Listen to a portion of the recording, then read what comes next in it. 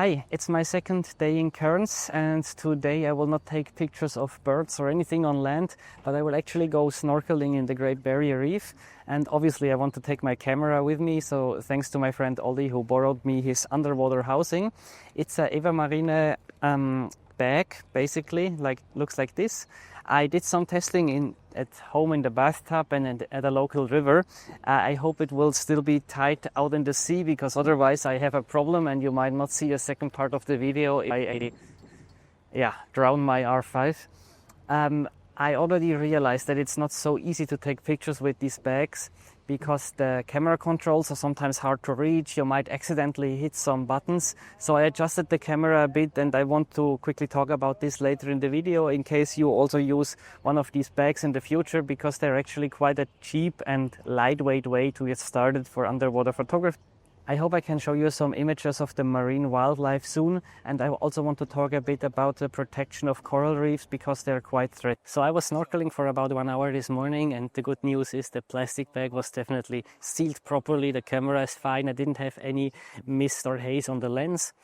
The usability was quite tricky. I already knew some of it, but I want to mention the most important things here. So the problem is in these plastic bags, they need to have a certain thickness that they are really properly waterproof and also a bit durable. And this makes moving the wheels and dials very hard. And underwater, this is even more pronounced because you have some water pressure coming on there. And in reality, this meant for me it was almost impossible to change settings. So I knew this because I did a test at home. So what I did is I programmed the manual mode with 1/800th of a second for shutter speed. I figured that this would be most enough for most situations. Then an aperture, I actually changed the aperture a bit, something between 4.5 and 6.3, and then I kept the ISO on automatic, that I'm a bit more flexible. For autofocus, I used automatic subject recognition of my R5, but one problem that I didn't foresee was that somehow by accident I switched to manual focus two times, I think, during the snorkeling.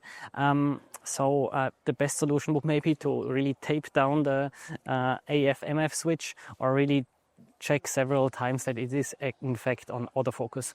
I tried to zoom in a bit at some point, and I realized that at least with my lens, the RF 14 to 35, it was not really possible to still use the zoom. I guess because it's almost a vacuum in the bag and the tubes of the lens is extending, this was not possible. So I think for the afternoon I will try to use a bit more focal length, because in the end most animals were still a bit smaller than I expected, or a bit farther away, so a bit more focal length would be good. I made some other modifications. For example, I blocked the touch control because I was afraid that otherwise I might accidentally touch something, even though I was not sure if it would actually work through the plastic, but just to be on the safe side. And then another thing that I changed is that the viewing mode was only on the display, on the monitor on the back of the camera, and not at the viewfinder or not the automatic switch, because I was afraid that since the viewfinder has this automatic sensor that realizes if you get close, that this would be basically triggered all the time by the underwater bag, and therefore I could not use the monitor. So I decided to switch to the monitor all time, because with snorkeling it was very hard to use the viewfinder, because sometimes I wanted to get a bit different perspective. I wanted to shoot from a bit lower to be more on eye level with the fish. And in these situations, obviously, if I put my head lower, I was not snorkeling anymore. So I decided to use the monitor whenever possible. However, to be honest, I was using it a bit blind all the time, because it was very hard to see it properly. Again, the bag doesn't make it easier. A proper underwater housing is much nicer for these situations. But yeah, it was a lot of just trying to aim, take some pictures, and then sometimes I came up to surface and quickly checked if I actually got something on the frame. I would also recommend to increase the monitor brightness to the maximum. This can really help. So even though the images were maybe not groundbreaking or astonishing, it was really an amazing experience to swim in a coral reef, to see this up close, because it's a extremely diverse ecosystem, and it's actually the biggest kind of animal-made structure on Earth if you take all the coral reef ecosystems together. So the bases are basically the polyps, the more sessile ones that build these coral reef structures, and these structures just create so many different habitats for different species that live there, that seek shelter, that find food there. And even though coral reefs only cover a very small percentage of the of the whole ocean floor, they harbor a lot of biodiversity. So they are true biodiversity hotspots. I will put some numbers here in the corner. And unfortunately, the problem is, and we also saw this today, that the reefs are really threatened because of this coral bleaching that is happening. And this is this kind of bleaching events. You see it afterwards. All the reefs are basically dead. So you still see the structures, but they're just grayish or white and not colorful anymore. And there's not many fishes around anymore because the function of these coral reefs is not there anymore. They don't provide the food source. They don't provide really shelter anymore.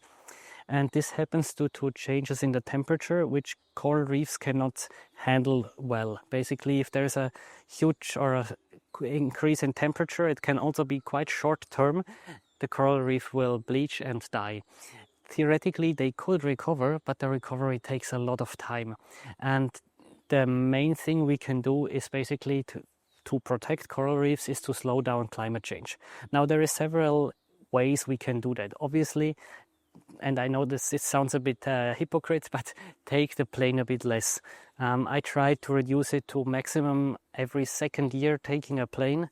Otherwise I think I would travel much more, but that's something I really don't like about traveling, the CO2 emissions from a plane. I usually try to offset the carbon impact, but still it would be better to avoid it in the first place.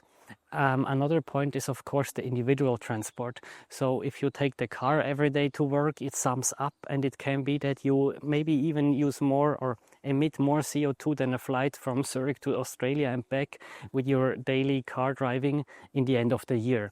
Of course, what helps there is go for a smaller car, maybe one that only uses 4 liters of gasoline per 100 kilometers instead one that uses 10.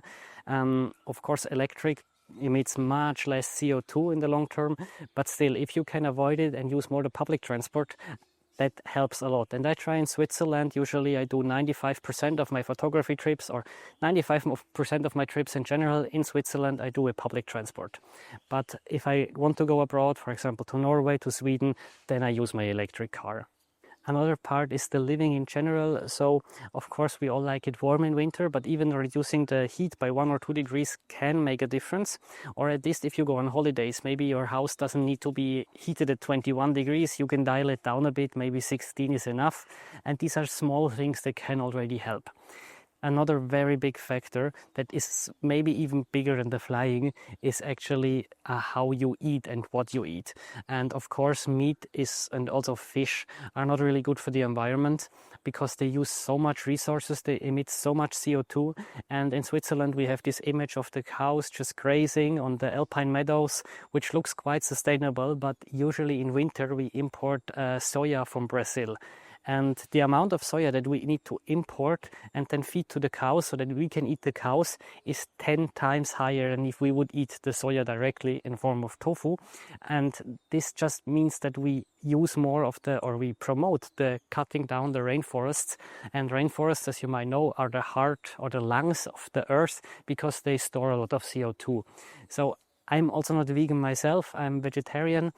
I don't think everybody needs to be vegan or even vegetarian, but if you can just reduce your meat consumption, this would be another way how you can contribute to reducing climate change.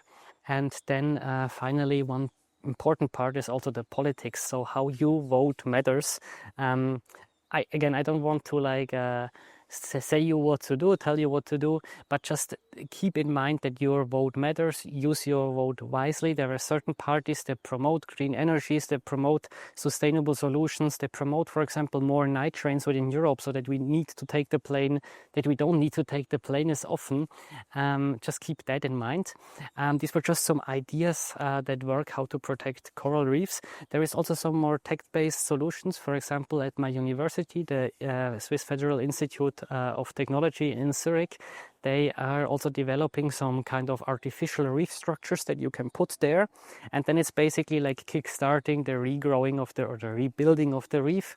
However, all these solutions I think are only working if we can also reduce climate change. Otherwise it's just fixed for a short time and then the next bleaching events happens and we need to start over. So I hope you enjoyed this a bit other video. I will afterwards go snorkeling for another 45 minutes, 1 hour, and then tomorrow I will pick up a camper van and then travel the east coast of Australia, hopefully find many cool birds to photograph.